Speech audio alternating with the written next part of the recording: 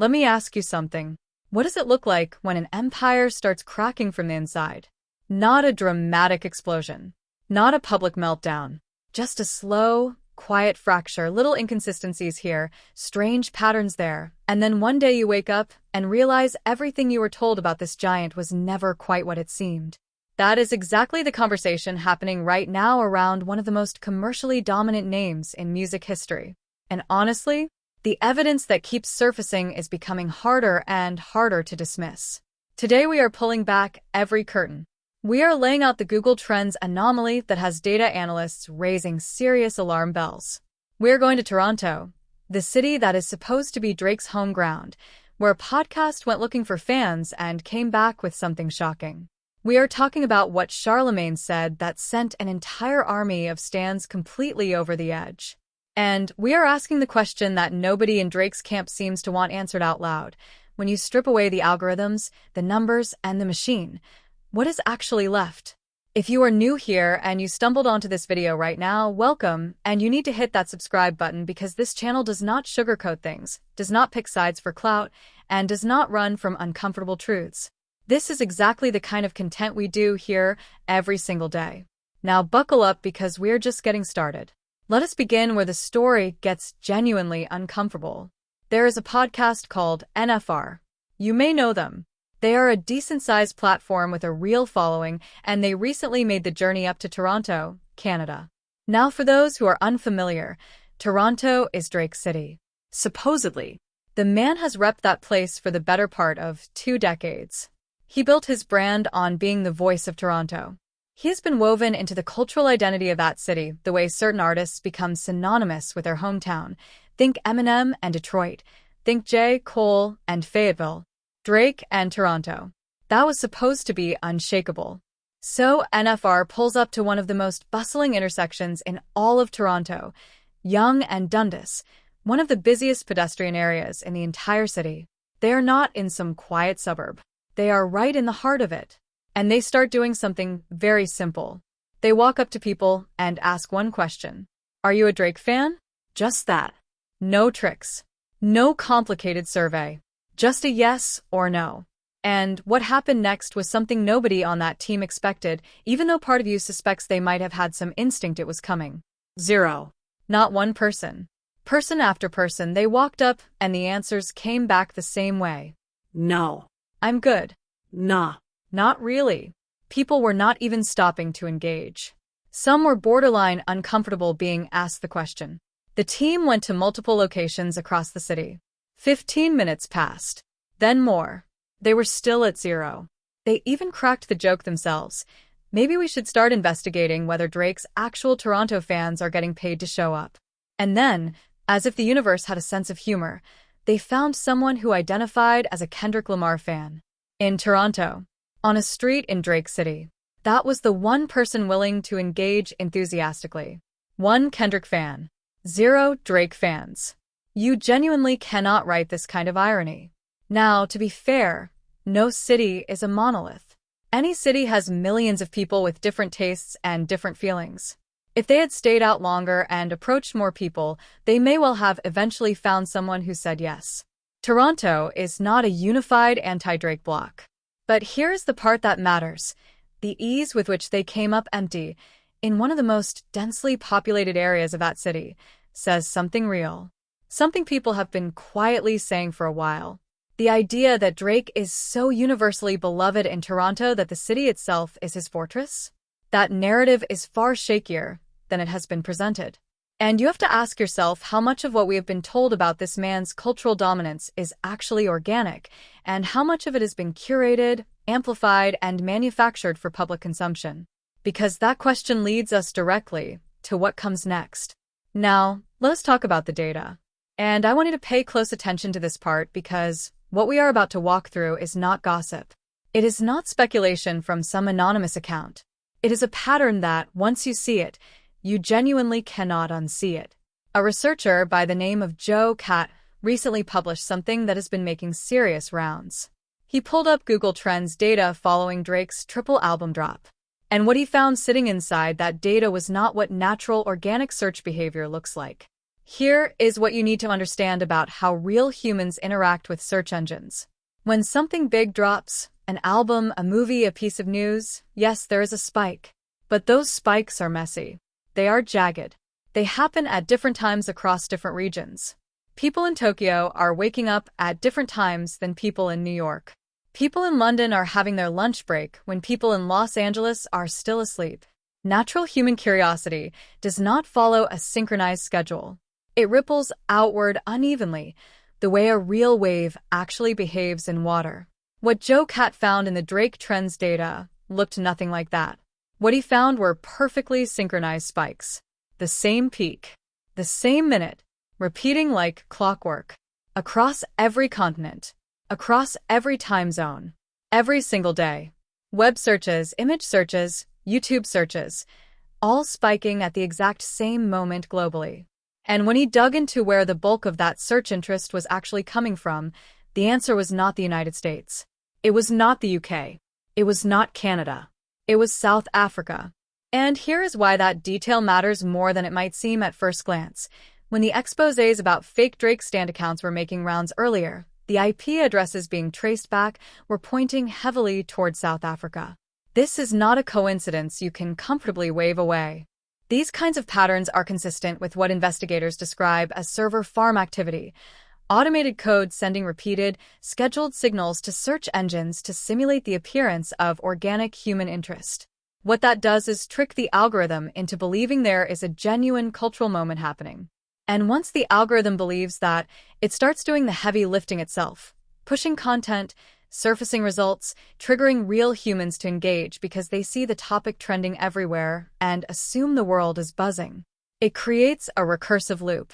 The fake signals make the algorithm push harder, which gets more real eyes on it, which inflates the metrics further. It is a self-reinforcing machine built on a manufactured foundation. And here is the most chilling part of it. It works. Or, at least, it used to work extremely well. These screenshots and exhibits are reportedly already filed in court. This is not just social media chatter. This has moved into legal territory. And it is worth noting that academics and analysts who have studied streaming manipulation, people with actual backgrounds in data and the music industry, have pointed out that artificial inflation of this kind is not only plausible, it is likely. Most of those same analysts also note that it is rarely the artists themselves pulling the levers. It is usually someone in their camp, someone with access, someone with the resources and motivation to ensure the numbers stay big. That nuance matters. But it does not make the pattern less disturbing. If the ground beneath your popularity is built on code rather than culture, that is a fundamental problem, no matter who pressed the button. And speaking of fundamental problems, let us now talk about something that sparked what might be one of the most entertaining internet meltdowns of the year. Charlemagne the God made a comment. A comparison, really. And the comparison was simple. Drake makes fast food music. That is it. Those 4 words. And somehow, somewhere in the universe, that sentence detonated like a grenade inside a room full of Drake stans. Now here is the thing, the fast food comparison is not new. People have been reaching for versions of this for years. Some called it Target music. Some called it Sephora music. The point is always the same. It is designed for wide consumption. It goes down easy. It does not demand anything from you emotionally or intellectually, and it does not linger. You consume it, you feel fine, and then it is gone. Not bad. Just temporary. Not transformative. Just functional. That is the comparison. And honestly, when you look at the data, without any emotional attachment, it is pretty hard to argue against it. Drake has not had a #1 single stay at the top of the Billboard chart for longer than a week since 2018. Think about that. We are talking nearly 7 or 8 years at this point. And early projections for his most recent release already showed it slipping from that #1 spot within the first week. That is not the trajectory of a cultural moment. That is a chart placement that performs exactly like a fast food meal, high volume on arrival, rapid drop-off, gone before the weekend is over. Meanwhile, compare that to what Michael Jackson accomplished 40 years ago. Thriller, Off the Wall, records that are still being played, still topping retrospective charts, still being referenced in serious cultural conversations decades after they were made. That is what it looks like when music actually becomes embedded in the culture, not just the algorithm. And here is what that comparison really forces you to confront. Being the most commercially accessible product in a category does not make you the best in that category. It makes you the most optimized for mass consumption. Those are two very different achievements, and the music industry and Drake's own fanbase has been conflating them for a decade now as if they are the same thing. They are not. One is a business model. The other is artistry. And the older this conversation gets, the more important the distinction becomes. But here is what made the Drake stans absolutely lose their minds. They took this as a personal insult, which tells you everything about how they approach these conversations. Because what Charlemagne actually said, if you listen to it without the emotional filter, is not even a negative statement in purely commercial terms. McDonald's has been one of the most profitable brands on the planet for over 60 years. Fast food as an industry generates hundreds of billions of dollars annually. If Drake is the McDonald's of music, that is objectively a massive business achievement. The irony is that the people who always run to numbers and sales figures as their primary argument should, logically, love this comparison. But they do not love it. Because deep down, even they know that the numbers comparison only works if you are willing to accept the fast food label that comes with it. And they want the numbers without the label. You cannot have both. Calling something fast food is not calling it worthless. It is calling it engineered for maximum accessibility and short-term satisfaction at the expense of lasting cultural depth. And I genuinely believe that if Drake's fanbase, not the stans, the actual fans, sat with that honestly for 5 minutes, a lot of them would privately agree. Even some of the most vocal Drake supporters are not out here talking about the music right now. They are not comparing lyrics. They are not debating artistry. They are defending numbers. When your primary defense of an artist is a spreadsheet, that is itself an answer to the fast food question. And if you have been riding with this channel for a while, you already know we do not throw these things out casually. We back them up. So, let's talk about the AI bars situation. Because this one is something else. Multiple people online started noticing something about the lyrics on Drake's new project. The observation was not just that the bars felt weak. That is subjective. The observation was more specific. Certain lyrics had the distinctive, off-brand, slightly too clean quality of AI-generated text. Lines that rhymed correctly, maintained a flow technically, but had this hollow, template-like quality that genuine human writing rarely produces. And some of them went further. They actually went to AI platforms and typed in prompts to see what would come back. Things like, give me some biblical references formatted as rap bars. And what came back? Lines that sounded, in some cases, nearly identical to what appeared on the project. Not paraphrased. Structurally similar in a way that raised eyebrows. Now, to be fair, rhyming dictionaries have existed in songwriting for generations. Ghostwriting has existed in hip-hop for as long as hip-hop has existed as a commercial industry. None of that is new. But using AI-generated text and passing it off as your own creative output is a different conversation entirely. That is not assistance. That is replacement. And if true, it would mean that the person positioning himself as a generational lyricist, someone whose fans use his word-for-word bars as evidence of his greatness, is pulling his lines from the same chatbot that a bored teenager uses for homework. Some of the bars being highlighted were genuinely hard to defend. We are talking about rhymes so simplistic and structurally predictable that they bordered on parody. Lines where the punchline is so low effort that you start wondering how they passed a quality check.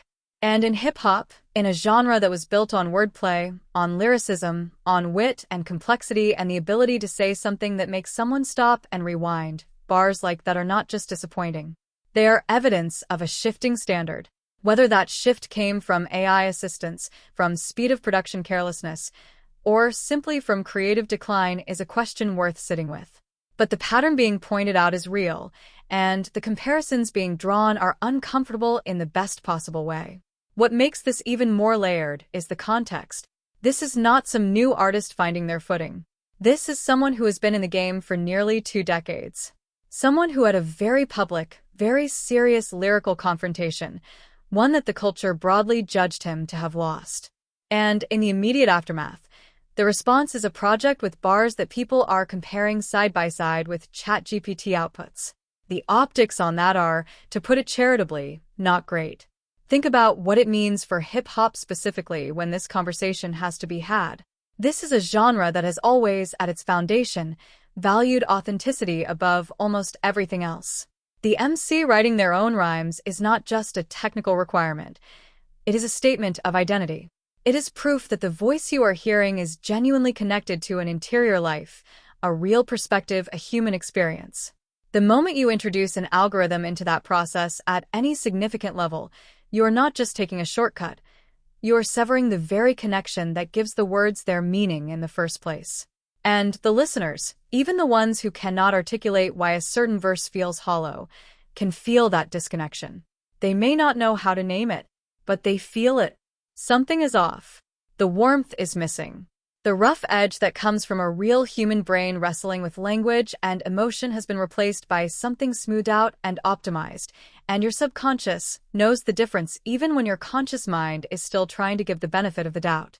Add to that the secondary allegation that some tracks on these projects may actually be AI-voiced demos passed off as full recordings, and the entire foundation of what people are consuming starts to feel genuinely unstable.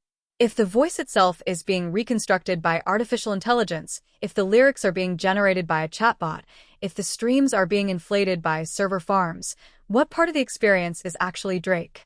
At what point does the product stop being music by an artist and become a brand maintained by a machine? These are not rhetorical questions designed to be inflammatory. They are the honest questions that the evidence, taken in its entirety, demands we ask. Let's take a moment here because I want to make sure you are fully locked in, and if you have not already, right now is the perfect time to hit that subscribe and like button. This channel goes places other people avoid. We do not chase narratives for clicks. We follow the evidence where it leads, and we do it every single day. If that is the kind of content you want to see more of, join the family right now. It genuinely means everything. Now, there is a broader conversation here that I want to make sure we do not miss, because it is easy to get lost in the individual pieces and lose sight of what the whole picture is actually telling us. The allegations of botting and artificial metric inflation are not new. What is new is the volume and specificity of what keeps coming out. The emergency OVI meeting that was reportedly assembled specifically to inflate Drake's streaming numbers through sleep playlisting, the practice of putting a song on a playlist and running it at low volume on loop overnight to rack up streams, that was not a rumor. That was documented. Spotify has publicly addressed sleep playlisting as a form of manipulation they are working to detect and disqualify. The fact that multiple people independently confirmed that a coordinated effort along those lines took place is significant. And then you have the pure sales numbers, which tell their own story. Pure sales, actual purchases, not streams, for this project came in at around 13,000. To put that in perspective, some of Drake's earlier albums were doing 160,000 in pure sales in their opening week. That is a drop of more than 90%. Now, the argument some people make is that the industry has shifted, that streaming has replaced purchasing, that these numbers are irrelevant. But here's the problem with that argument. If we are making comparisons to other contemporary artists who are also navigating the same streaming landscape, those numbers still matter as a relative benchmark. Taylor Swift is not using the streaming era excuse. She is doing both. Real streams and real purchases. And using only streaming numbers, especially when there are serious, documented questions about whether those streams are organically generated, as your entire metric for success is a convenient position when the alternative data tells a less flattering story. The stands will always return to one argument: the numbers. His albums are charting. Multiple projects at once. That is historic. And yes, it is. But here is the question nobody asks out loud. Historic according to which numbers? And how are those numbers generated? If the trends data shows synchronized bot activity, if the sleep playlisting was real, if the pure sales have collapsed while the streaming numbers remain astronomically high, what exactly are we counting? McDonald's has also served over 1 billion burgers. But if you later find out that a significant portion of those orders were placed by automated kiosks with no one on the other side actually eating the food, the billion-served headline starts to mean something very different. And then there is the elephant in the room, the one that the most dedicated stans absolutely refuse to engage with honestly. Half of the content on Drake's new Iceman project, by most accounts, is still, at its core, responding to Kendrick Lamar. Not obliquely, not subtly, directly. This is a man who, by his own side's logic, won a rap battle. This is a man whose fanbase claims decisively and constantly that Kendrick Lamar lost, got exposed, and is irrelevant to Drake's continuing legacy. And yet the album that was supposed to represent Drake's triumphant continuation contains song after song that, if you strip away the technical language and just read what is being said, amounts to, I am still thinking about this. I am still bothered by this. I need to address this again. Meanwhile, Kendrick Lamar said almost nothing. A paragraph here. A brief acknowledgement there. And the man has trended more times this year on social media than Drake has, despite releasing a fraction of the volume of content. That is what cultural resonance actually looks like. It does not need volume. It does not need synchronized Google Trend spikes at 3 in the afternoon. It does not need sleep playlisting or server farms in South Africa. It just needs to be real. And when something is genuinely real, when it actually landed, actually hit, actually changed how people think and feel, you do not need to keep announcing it. The culture announces it for you. Kendrick came to Toronto, Drake's supposed home territory, and the city turned up for him with energy that was visceral and undeniable. The same city where NFR could not find a single Drake fan on one of its busiest streets. Now again, one podcast walk-around is not a scientific study. But paired with everything else we have discussed today, it becomes one more data point in a picture that is coming into increasingly sharp focus. Here is something I want you to think about, because I genuinely believe this is the most important observation in this entire video. There are Drake fans, real ones, not stans, real people who grew up with his music, who have a genuine emotional connection to certain records, who are not even talking about the music right now. They are not saying this bar hit different or this hook is going to be everywhere this summer. They are engaged in arguments about chart positions, streaming counts, and Billboard rankings. And I think on some level, even they know that something has shifted. You do not find yourself defending spreadsheets if you are genuinely feeling the art. You find yourself talking about the art. Compare the energy in the comments section around Kendrick's releases to the energy around Drake's recent drops. One side is dissecting lyrics, talking about production choices, debating thematic depth, quoting specific verses.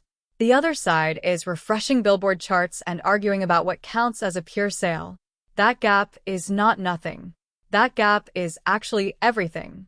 Because music that genuinely moves people produces a different kind of conversation than music that people feel obligated to defend. One is organic. The other is effort. And you can always tell the difference between someone sharing something they love and someone protecting something they have invested their identity in. The stans, and I want to be precise here because the distinction matters, the stans are not the fans. Real fans are allowed to enjoy something without it being a competition. Real fans can love an artist and still acknowledge when a project misses. Real fans do not dox people. They do not coordinate harassment campaigns. They do not come into comment sections calling people slurs because someone said a bar was weak. That behavior is not fandom. It is something else. It is the behavior of people who have merged their own sense of identity and self-worth with the success of a celebrity to such a degree that any perceived criticism of that celebrity reads as a personal attack on them. And that kind of emotional investment is exactly the environment in which manufactured hype thrives, because people in that state are not evaluating the evidence. They are defending a narrative they cannot afford to question. Let us talk about longevity for a moment, because this is where things get genuinely interesting from a historical perspective. Drake's output over 15+ years in the streaming era is remarkable by any standard. The consistency, the volume, the commercial performance, all of it is real and documented. No serious person disputes that. But there is a difference between longevity and timelessness. Michael Jackson did not just stay relevant for 15 years. He stayed relevant for 40 and is still having that conversation today. That is not because his team was running the best algorithm strategy. It is because Off the Wall and Thriller were doing something that transcended the moment they were created in. They spoke to something in the human experience that did not expire with a particular trend cycle. When someone claims that Drake is in that same conversation, that his records will be played and revered 40 years from now the way Michael Jackson's are today, The question is not whether you love the records now. The question is whether those records contain something deep enough to survive the moment that produced them. Fast food comparison aside, the honest answer to that question for most of Drake's catalog is, we genuinely do not know yet. Some of it might. Certain records have a timeless emotional quality. But a lot of it is so specifically tied to a particular period, a particular sound trend, a particular cultural conversation, that it is hard to imagine it landing the same way for someone encountering it fresh in 2045. That is not an insult. That is a real question that most artists face. The difference is that Drake's camp is not asking it. They are just pointing at the numbers. And here is the thing about numbers when the numbers themselves are in question. If the Google Trends patterns are what they appear to be, if the streaming approach involves coordinated manipulation, if the pure sales have fallen off a cliff while the streaming figures remain mysteriously high, if stan accounts are being traced back to server farms, at some point, the numbers stop being evidence of popularity and start being evidence of infrastructure. And infrastructure, no matter how powerful, is not the same thing as impact. You can buy a trending moment. You cannot buy a cultural legacy. Now I need to pause right here and make something very clear because this channel has always operated from a specific place. Accountability is not hate. Asking hard questions is not the same as wanting someone to fail. You can respect what someone built, acknowledge the real parts of their legacy, and still look honestly at the cracks without it being an agenda. The people who push back hardest on conversations like this one are almost always the people who have confused criticism with destruction. They are not the same thing. The most loyal thing you can do for someone you actually care about, whether that is a friend, a family member, or an artist, is tell them the truth. The least loyal thing you can do is defend them so reflexively that you protect them from feedback they need to hear. If Drake is using AI for bars, that is something his actual supporters should be most concerned about, not because it makes him less commercially successful, but because it means the version of him that people fell in love with, the one who was lyrically in the conversation, the one who could hold his own in creative exchanges, that version has quietly been replaced by something synthetic. If that is true, his real fans deserve to know. And if the hype machinery around his releases involves the kinds of artificial inflation being described in these documents and data analyses, the people whose emotional investment helped build that perception deserve to know that too. Because they were not just streaming a song. They were participating in something that was partly performance and partly PR operation. Here is something funny that almost got missed in all of this. When the NFR podcast was wrapping up their walk around Toronto, someone on the team joked that they should start investigating whether Drake's Toronto fans are actually being paid to show up to events. That was a joke. Probably. But then consider the wider context, the Iceman truck event that circulated heavily on social media, where crowds appeared to be going absolutely wild in the streets. Genuine organic excitement, or a carefully managed moment designed to be captured on camera and spread virally to create the impression of cultural momentum. Nobody is saying definitively that those people were paid. But in an environment where documented manipulation of metrics is apparently part of the playbook, the question is no longer as far-fetched as it would have seemed 2 years ago.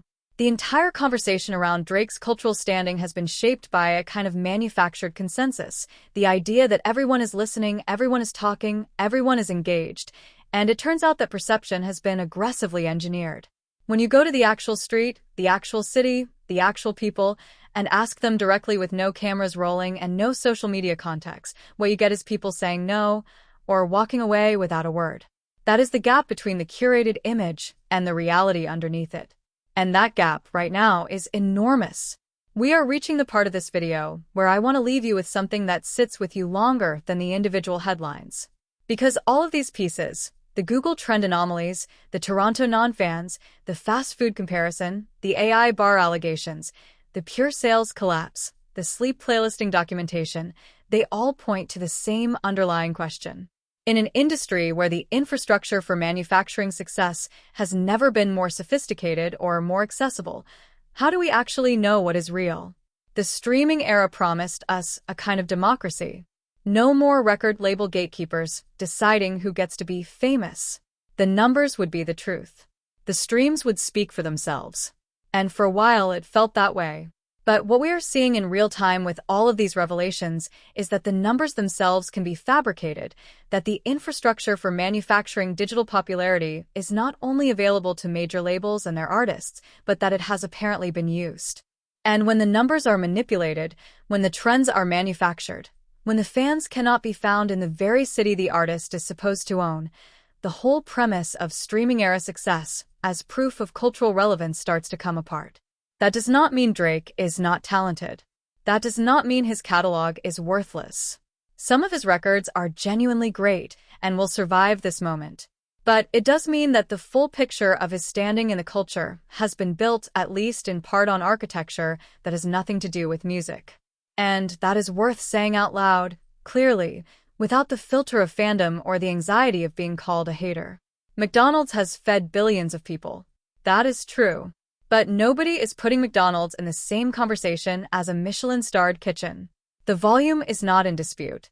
The category is. And right now, the category question is the most honest conversation we can have about where this artist actually sits in the hierarchy of his own era. Before I close this out, I want to acknowledge the people who have been supporting this channel. The ones who keep coming back, who bring their friends, who engage in the comments, who send in the clips and screenshots that make deep dives like this possible. Every single one of you matters more than you know, and this channel exists because of you, not in spite of the algorithm. If you want to continue being part of what we are building here, the membership option is open. The super thanks mean the world. And if you have not already, following on X is the best way to send me anything you want covered, react to, or broken down. The link is in the pinned comments and in the description. And if you are someone who found this video today for the very first time, you are here for a reason. This channel does not do empty content. We do not spend 20 minutes saying nothing with big words. If you want commentary that actually engages with the real questions, that does not flinch from what the evidence suggests, that respects your intelligence enough to lay things out without a narrative agenda, hit subscribe right now. Join the community. You will not regret it. This is exactly the kind of place where the conversation continues long after the video ends. So here is where we land. A podcast went to Toronto and came back empty-handed.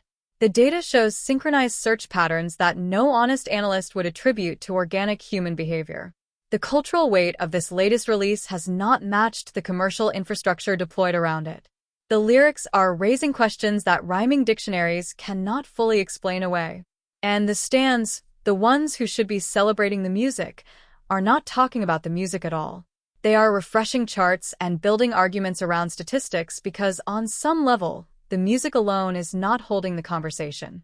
The culture has a way of finding the truth eventually. The algorithm can be gamed for a while. The server farms can keep the spikes looking healthy. The manufactured moments can circulate just long enough to create a perception of momentum. But when you pull up to the real city, on a real street, with real people who have no reason to lie to a camera, the truth has a way of being surprisingly simple. And in Toronto, at Yonge and Dundas, on a regular day, the truth looked like a dozen no's in a row, and one Kendrick Lamar fan smiling like he already knew the punchline. The next chapter of this story is still being written. The court documents are reportedly growing. The data analysts are not going away. And whatever comes out of the legal proceedings tied to some of these allegations is going to force a very public reckoning with what the streaming era has actually been measuring all along. That reckoning is going to be one of the most important conversations in music in the next few years. And when it happens, this channel is going to be right here in the middle of it, telling you exactly what it means. Stay locked in. The story is just getting started.